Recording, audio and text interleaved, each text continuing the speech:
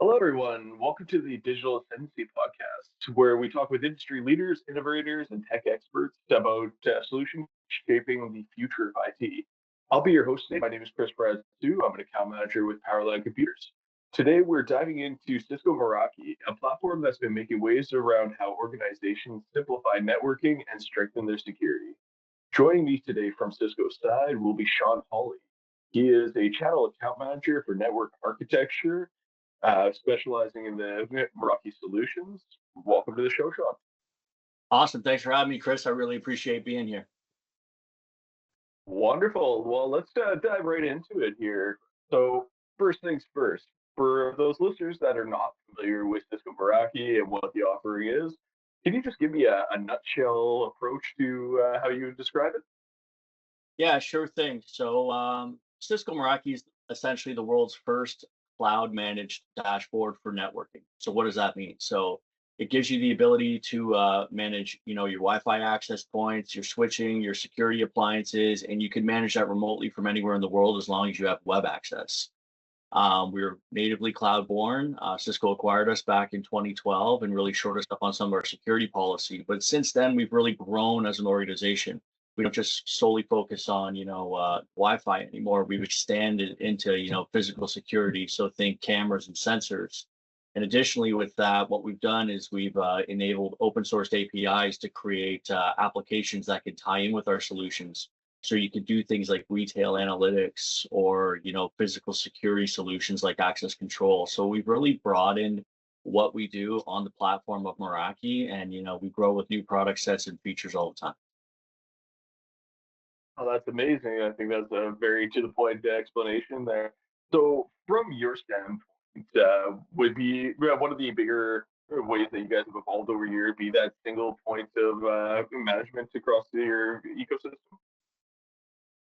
Yeah, exactly that, right? So, think about just having one consolidated dashboard where you can have a drop down into, if you want to manage your access points, your switching, your security appliances, cameras, sensors, everything's located in a single pane of glass.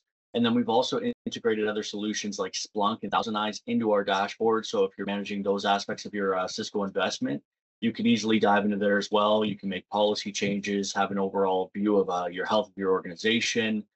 You can give administrative privileges to other organizations within your organization. So if you want them to have view access or edit access or read access on certain different appliances or even organizations, we work really well in a campus model because if you think about having, a centralized management team, it's easier for them to manage from one single pane of glass than having to physically go on site to all of these different locations and use a virtual login to get in on site and start to manage that network. So we've really simplified how an individual can manage their environment. Oh, that's great to hear. With the many IT departments today that are stretched so thin or even understaffed at this point, it seems like that's a very nice way for Cisco to align with the needs of their customers to help the modern IT team kind of deal with some of these challenges that they're seeing. So, one thing that I currently been hearing a lot in the market is around zero touch provisioning. Can you kind of dive in a little bit around what role that would play in simplifying deployments for organizations? Yeah, that's a great question and something that's really unique. Zero touch provisioning essentially, when you place an order through your partner with Meraki, we'll send you the serial number of the device. And while that unit is in transit, still on a truck, whether FedEx, UPS, whoever, you'll have that serial number and you can start digging into that appliance, provisioning it, setting it up, creating policies, whatever you're going to do. And then when that unit arrives on site, someone just has to simply plug it in and away you go. Makes things a lot more simpler and gives you a little bit of a head start of the game versus, waiting for the product to come on site, opening up the box, plugging it in, loading firmware and all that, and then, start to create your policies and set everything up. You could just do that remotely while it's on the truck. And then this way, you can just have somebody locally plug that in. You don't necessarily have to have like a IT manager or network specialist, come on site to deploy that unit because you've already provisioned it remotely. Anybody local on site that has the capability of plugging in a box can handle that for you. I love that. Honestly, in a world where you guys have to set yourself apart from the competition, I think the zero touch provisioning and that simplified single pane of glass are Really, two very big key points that our listeners should take away from today. So, from your perspective, are there any other ways that Meraki would set themselves apart from traditional networking solutions? Yeah, it kind of gets back to that story of us being born in the cloud, right? So we're a cloud first company. Majority of my competitors are hardware first companies that are trying to adopt cloud and plug that in. And let's dive even a bit deeper into that. So what does that mean? Well, that gives us the ability to really enable pushing out larger updates and bigger feature sets to our Meraki portfolio. If you're a Meraki customer and you have a Meraki license, every feature that we release within that licensing portfolio, you just get. You don't have to buy another tier of licensing. You don't have to go and buy an add-on or a new feature. It just comes within the portfolio of that license. So as we're constantly releasing new features, with our latest upgrade that we did with our MX portfolio, our security appliances, we did an upgrade for 18.2. That gave customers a ton more throughput and availability within their MX. Most of my competitors, you would have to buy a new security appliance if you were going to increase throughput. But we're able to do that through the software and cloud because we're a cloud native company. We were born in the cloud. So it's feature sets like that that really set us apart. In addition to that, we've just released, which we announced at Cisco Live back in July, is our agentic AI that's built right into our platform. So an example of that is our AI radio management. And essentially what that'll enable you to do is leveraging AI, agentic AI. It'll be able to look around and change frequency bandwidth to ensure that you're getting the best performance out of your investment with Cisco. And additionally, it'll also change channels for you. Now you can turn that on or off if you don't like it, but it enables you to scale, especially if you're an SMB customer or somebody that has a thin IT team and you don't really have the ability to, constantly be managing that network. It gives you the ability to really scale and be autonomous and get fantastic world-class results, like working with an enterprise networking team to help you go and scale your environment out. So I would say that built in with our security and the platform and power of Cisco, because that AI connects natively within WebEx and collaboration within our security portfolio, our data center portfolio.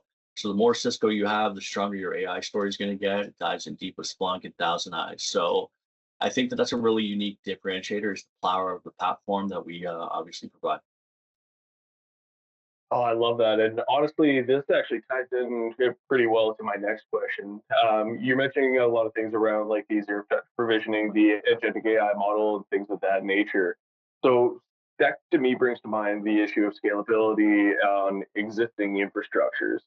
Is How is that transition process for organizations if they are looking to grow their network but are not, or sorry, are trying not to just completely rip and replace? Some of these aging access points and things and switches. Obviously, there's going to be a little bit of redundancy that they just can't keep up to the newer technology. But for those that are kind of on that bubble, what advice would you have? Yeah, so I would say right now is a really unique time, right? We're seeing AI, being driven into feature sets within, Microsoft Copilot, things of that nature. We're seeing customers wanting to create their own AI within their own applications or, outcomes and business things that they're building out for customers. Now, with AI comes a massive bandwidth issue, right? We remember back in Canada in like 2012, 2014, when a lot of customers started moving to cloud workloads like Microsoft Azure, Office 365, and where they stumbled was they were ready to move to the cloud, lots of cloud consumption, doing amazing agreements with their cloud providers, but they didn't think to upgrade their network and they got bogged down very quickly. So right now, there's a big shift happening in the market where customers don't want to feel that pain again. They remember when they moved to cloud, and now they know with AI it becomes a lot of those bandwidth challenges.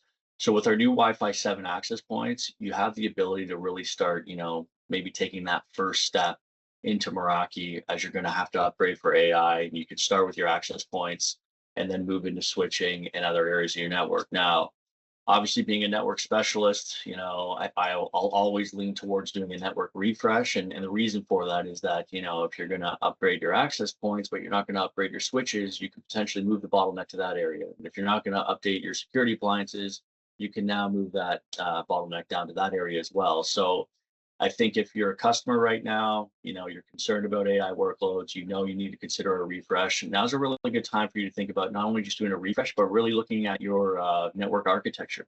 Does it make sense to maybe go to more of a SASE model where your end users are going to connect directly to the cloud because you have a hybrid distributed workforce where you have, some employees working from home, some on the road, some on site at location versus historically, having 80% of your staff work behind the firewall physically at your location. So I think now's a good time to think about, where you're going to go from your work from home policy or hybrid work policy or back to work policy. And then, you can really use a partner like Powerland to really, help you design what that's going to look like over the next 1, 3, 5 years. And then you can start to piecemeal that network refresh and start wherever makes most sense for your business. I'm glad that you mentioned the rise of the related projects and the bandwidth issues that are kind of coming along with that. Along with that, in general, we just see that systems are increasingly becoming a little bit more cloud first, or at least being a hybrid style solution. So when it comes to that part of the conversation, aside from the bandwidth piece, one of the big things that starts to come up is around cybersecurity. So from Meraki's standpoint, how would that solution address some security concerns, especially in environments that may lack cybersecurity expertise? Yeah, absolutely. That's a good question. So, like right out of the box, Meraki comes with rogue access point detection. So, if anybody's trying to get onto your Wi-Fi or putting shadow devices within your environment, we can detect that pretty quickly. We have solid intrusion detection and firewall capabilities. We also have Cisco Snort, which is integrated in Talos right within our platform to really help customers. But for me, the power of Cisco is really, the integration, right? The way that we integrate our security portfolio for micro segmentation, MFA, zero trust. And a lot of those are key components of what we put together as our Secure Connect, which is our SASE play for Secure Access Service Edge. And, as you obviously know these days, there's no silver bullet for protection, right? You're looking to protect, traffic coming in and out, traffic that's east and west within your environment. So I think it's a really important to look at a multi-layered approach. But when it comes to, Cisco and Meraki, our security is a fabric of our DNA. We believe that network and security are one and the same. So that's why out of the box, we already come with a lot of those products. And then, we obviously integrate very well with Cisco security already. So you can have a fully woven security fabric that's really going to help reshape, your security posture and your network. Beautiful. There's actually one specific feature that I believe you kind of high level mentioned there around the Meraki Smart solution. My understanding is that like the smart threshold and anomaly detection side of things. Are you able to dive into that a little bit deeper so our listeners can get a better understanding of what that anomaly detection really brings to the table for you? Yeah. So the Meraki Health Smart Threshold anomaly detection is a way that you can enhance, your network health and security. So essentially, it comes within our portfolio within Meraki Insights, which is embedded into the licensing that you buy when you buy a Meraki unit. Essentially, what it does is it's using analytics to create thresholds, so you're not getting false positives all the time of hey, this device is down or hey, this application is not working. What it does is it's constantly looking at the metrics and the performance, and it's taking best of snapshots, and then it's creating those thresholds which you can agree on or you can set, and then you're only really getting alerts on when things are operating outside of those thresholds, right? Nobody wants to get woken up outside of bed or up outside of bed at like 3 in the morning because a single client is down, right? It's especially if it's something that's going to pop up shortly. You'd rather get that alert if it's constantly failing, or there's a critical application that's actually down, or a security aspect is failing, right? So you can set those thresholds to make sense for you and your business, and you can be contacted and alerted when you want to. We see so often, with SIM management, alert fatigue, where people are just getting alerts so often they're not looking at them, and then when that big one hits, they don't see it, flies under the radar. So this is really a way for us to cut the noise and for you to get alerted on anything that you find of interest and anomalous to your environment. That's critical. That's got to be great for peace of mind for any networking professional that is used to getting those 3 a.m. phone calls. Absolutely. So let's talk about buy vehicles and the offers for a second here. In terms of accessibility, do you know of any rebate programs or funding incentives available for education customers specifically right now? Yeah, so we prefer to 100% work through our channel partners. We have a channel, MerakiPartners.com website where our partners can go in and see what kind of different promotions and things that we have going on. We're always very willing to work with education. It's actually 60% of our public sector number. So we do a ton of education work, and we're always putting together education bundles and discounts that your partner can pass on down to you as a customer. Additionally, we always participate in the buying vehicles that school boards are releasing or governments are releasing, and those are always published on their websites. But yeah, I think it's best for you to always reach out to your partner, see what kind of promotions are going on, and work with them. But we refuse to lose on price. We always lead with value, and we're there to work with you to figure out which appliances and which solution really makes sense for your budget and what you're trying to achieve. That flexibility is honestly invaluable in today's market where every dollar counts. So you mentioned that there were some bundling opportunities. Can you kind of dive into a little bit more into that, or some possibly cost-effective starter kits for smaller organizations that they should be aware of? Yeah, for sure. So before we even talk about bundles, the first thing I like to make sure that all of our customers know is that we lead with our sales methodology of see, try, buy. So what does that mean? First, we want you to see the product. So we want to give you a live demo based on your needs, requirements, what you're trying to achieve. Are we talking security? Are we talking Wi-Fi today? Are you looking to drive a business outcome with, an API marketplace application? What are you trying to do? Physical security with cameras. Once we understand what you're trying to achieve and what you're trying to do, we give you a demo of the solution. We want to show you dashboard live. We'll show you the outcomes that we can drive with it. And then after we show you the C, the value of the dashboard, we go to the trial. And what we do with the trial is we send you net new gear in a box for you to try out. The reason we don't do trial gear or refurbished gear goes back to the conversation we were having earlier about security being integrated. I don't want to send you an access point or something that's been on somebody else's network that God knows what's happened to it, right? I want to send you net new gear that's Cisco validated right out of the box for you to try. The reason we do this is that we want you to test out our gear in your environment. We know every environment's different. That some people might have noisy neighbors with signal or challenging buildings with different types of materials in the walls that can impact Wi-Fi signal, etc. Once we trial that in your environment, you're very happy with the solution. We move to the buy phase where the price that's been agreed upon with your partner, you can just move forward with purchasing. So it saves you as a customer time tearing all that gear down out of the ceiling or bringing it out of the rack, putting it back in a box, shipping it, waiting for your new order. You just leave it set up as it is, working exactly as we promised, and it's just a better experience. So typically when we do that, we will bundle the solution that you're looking for. To get back to your question around bundling, and then we like to throw in some other toys. We want you to try some sensors, maybe some cameras. We know that not always IT departments are the ones that are managing that environment. Maybe it's facilities, but it's cool to let them see it, right? Why not have something a bit more secure and something a bit more better to posture and your environment in? And with Meraki, as a lot of people know, the more lines of business you buy, the better the discount is. So if you're going to start throwing things like cameras and sensors, you're going to get a lot of cost savings and get a lot more value out of the platform as a customer. That's great. So we've really covered a lot of things in terms of hardware functionality, things like that. When it comes to actually building a business case for an organization to start leveraging a Cisco Meraki solution, one of the important metrics is obviously the return on investment. Does Cisco have any cookie cutter out of the box return on investment metrics that they're bringing to their customers when they're opening these conversations?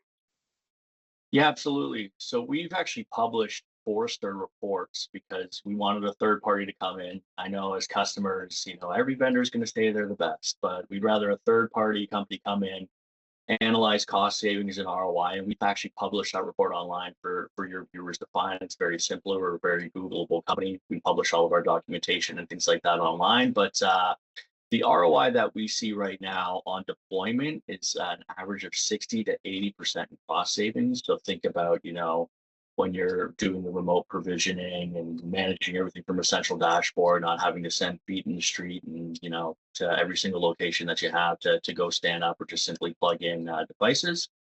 And then we also see an average of 40 to 60% cost savings on management. So again, we talk about that centralized management, right? Having one pane of glass. So if you're a customer and you have 40 or 50 locations and your IT team is centralized, again, you can have one or two individuals managing that infrastructure, that dashboard, and pushing those policies and that management out to every single location that you have. So we see a massive ROI for our customers. Beautiful. So the way I like to always try to tie this together would be with a real world success story.